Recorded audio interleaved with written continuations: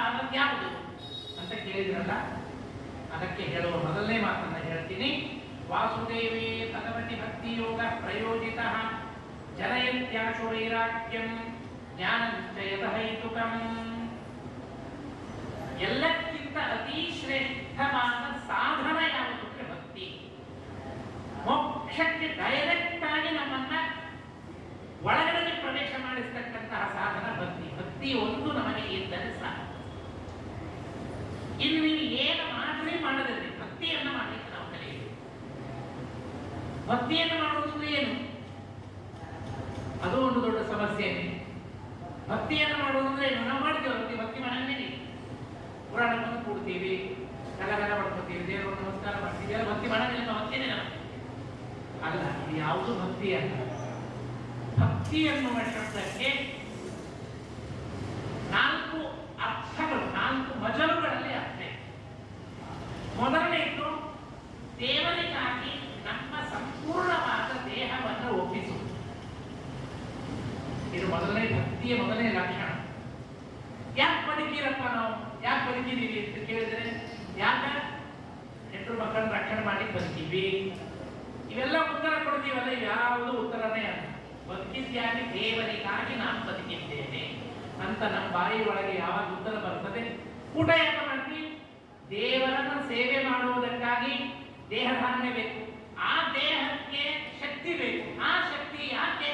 ದೇವರ ಸೇವೆಗಾಗಿ ಶಕ್ತಿಯ ವಿನಿಯೋಗವಾಗಬೇಕು. ಹಾಗಾದ್ರೆ ಆ ಶಕ್ತಿಗಾಗಿ ನಾನು ಊಟ ಮಾಡ್ತಾ ಇದ್ದು.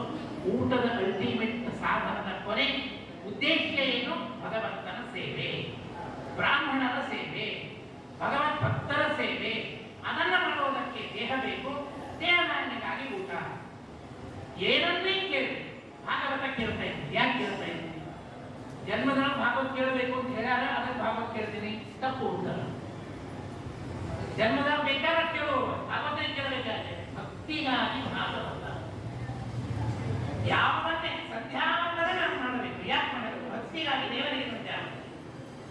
ಪೂಜೆಯನ್ನ ಮಾಡುವುದು ಭಕ್ತಿಗಾಗಿ. ಇನ್ನು ಯಾವುದಕ್ಕೂ ಕಸ ಗುಡಿಸುವ ಕೆಲಸವನ್ನ ಮಾಡಬೇಕಾದರೂ ಅದು ಭಕ್ತಿಯೇ. 9ನೇ ಸ್ಕಂದದಲ್ಲಿ ಬರುತ್ತೆ.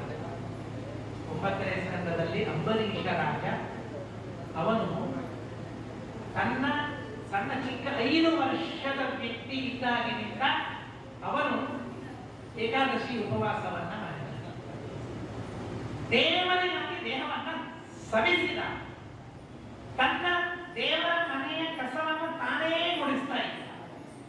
ಉಪಕರಣೆಯನ್ನ ತಾನೇ ತಿಕ್ಕಿಕೊಳ್ತಾ ಇದ್ದ. ದೇವರನ್ನ ಏನು ದೇವರಿಗಾಗಿ ಮಾಡಬೇಕಾದ ಕರ್ಮ ಇದೆ ಎಲ್ಲವನ್ನು ತಾನೇ ಮಾಡ್ತಾ ಇದ್ದ. ಅಡಿಗೆ ಮಾಡಬೇಕು, ನಾನೇ ಮಾಡ್ತೀನಿ. ದೇವರಿಗೆ ತುತ್ತು ತಿನ್ನಿಸ್ಬೇಕು, ನಾನೇ ತಿನ್ನಿಸ್ತೀನಿ. ಇದು ಅಂಬರೀಷ ರಾಜನ ದೊಡ್ಡ ರಾಜ, ಚಕ್ರವರ್ತಿಯನು. ಅಂತಹ ಚಕ್ರವರ್ತಿಯಾದರೂ ದೇವರಿಗಾಗಿ ದೇಹದ ವ್ಯಾಪಾರವನ್ನು ದೇವರಿಗಾಗಿ ಇದೆ. ಹಾಗಾಗಿ ದೇಹದ ವಿನಿಯೋಗವನ್ನ ಮಾಡುವುದೇನಿದೆ ಇದು ಮೊದಲನೇ ಭಕ್ತಿಯ ಸ್ಟೇಜ್. ಎರಡನೇದು ಅವರ ಜೊತೆಗೆ ವಾಚನಿಕವಾದ ಸೇವೆಯನ್ನು ಸೇರಿಸುವುದು. ವಾಚಿಕ ಸೇವೆ ಅಂದ್ರೆ ಸ್ತೋತ್ರ, ಮಂತ್ರ, ಶಾಸ್ತ್ರ ಗ್ರಂಥಗಳ ಅಧ್ಯಯನ. ಇವುಗಳನ್ನೆಲ್ಲ ನಾವು ಯಾಕೆ ಮಾಡಬೇಕು ಅಂದ್ರೆ ದೇವರ ಮಹಾತ್ಮ್ಯ ಜ್ಞಾನ ತಿಳಿಯಲಿಕ್ಕೆ ವಾಚನಿಕವಾದ ಸೇವೆ ಅಂತ ಹೇಳ್ತಾರೆ. ಇದು ವಾಚಿಕ ಭಕ್ತಿ. ಇದು ಎರಡನೇ ಭಕ್ತಿಯ ಎರಡನೇ ಸ್ಥಾನ.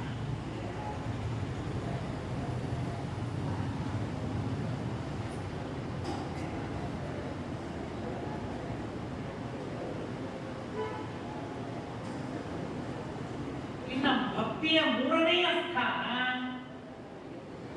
ದೇವರ ಧ್ಯಾನ.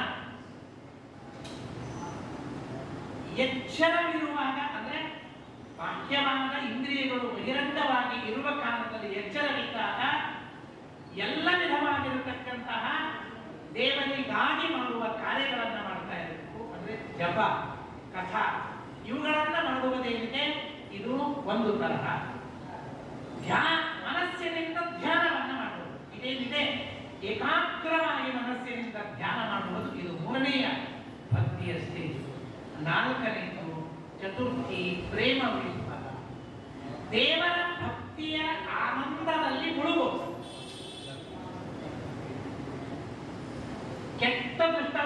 ಅರ್ಥವಾಗೋದಿಲ್ಲ ಹಂಗೆ ಹೇಳ್ತೀನಿ. ಚಲೋ ದೃಷ್ಟಾಂತದಿಂದ ಅರ್ಥ ಆಗ್ತದೆ ಹಂಗೆ ಹೇಳ್ತೀನಿ. ಪದೇ ಕೆಟ್ಟ ದೃಷ್ಟಾಂತ. ಆರಂಭದಲ್ಲಿ ಸೂರಿ ಕುಡಿತಿರ್ತಾನೆ, ಸ್ಟಾರ್ಟಿಂಗ್ ಸ್ಟೇಜ್. ಎರಡನೇ ಹಂತ ಅವನು ನೆನಪಾಗಲೆಲ್ಲ ಅದನ್ನು ತಗೊಳ್ತಾ ಇರ್ತಾನೆ. ಯಾವಾಗಲೂ ಏನಾದರೂ ಬೇಕು ಅದಕ್ಕಾಗಿ ತಗೊಳ್ತಾನೆ.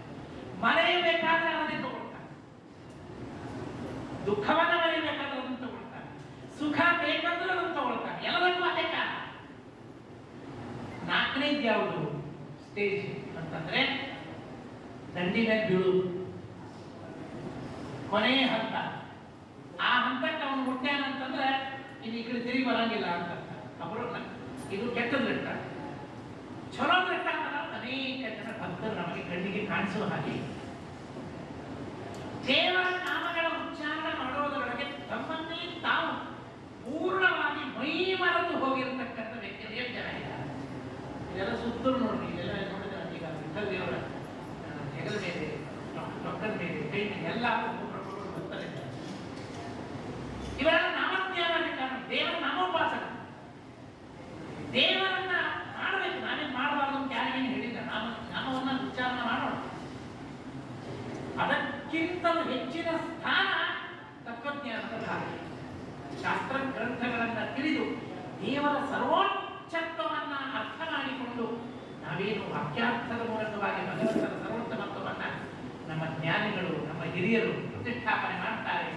ಆ ಹಂತ ಏನಿದೆ ಅದರೊಳಗೆ ಆನಂದವನ್ನು ಅವರೇನು ಅನುಭವಿಸ್ತಾರೆ. ಅದರೊಳಗೆ ಈ ಜಗತ್ತಿನ ಯಾವ ಪ್ರಾತಸ್ಮರಣೀಯರಾದ ಸತ್ಯಧ್ಯಾನಕ್ಕಿಂತ ಶ್ರೀಪಾದಂಗಳವರು ಚಂದ್ರಿಕಾ ಗ್ರಂಥದ ಖಂಡನ ಮತ್ತು ಖಂಡನಾಭಾಸ